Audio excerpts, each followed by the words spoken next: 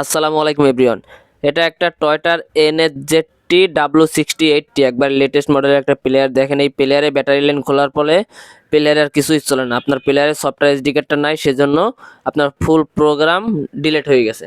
এখন এই প্লেয়ারে আমি একটা সফটওয়্যার এসডি কার্ড ইনস্টল করে দিতেছি। আমাদের কাছে যে কোনো ধরনের জাপানিজ প্লেয়ারের যে কোনো প্লেয়ারই সফটওয়্যার এসডি কার্ড অ্যাভেলেবেল আছে। এই যে দেখেন সফটওয়্যার এসডি কার্ডটা দিছি।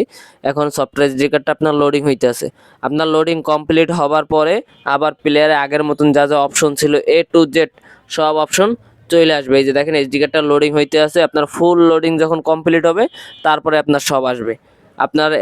আপনার এই এসডি কার্ড ছাড়া ব্যাক ক্যামেরা থেকে শুরু করে কিছুই চলবে না।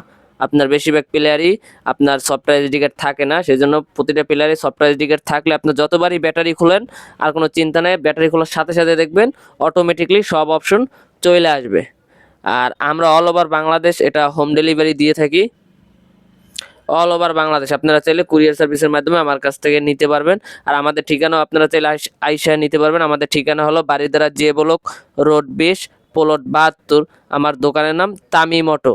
এই যে দেখেন এখন ব্যাক ক্যামেরাও আসছে, এখন অডিও বাটন সব কিছু দেখাবো আমি আপনাদেরকে। A to Z সবই চলবে। আসলে এই এসডি কার্ডটা ছাড়া কিছুই চলে না। ধন্যবাদ, আসসালামু আলাইকুম।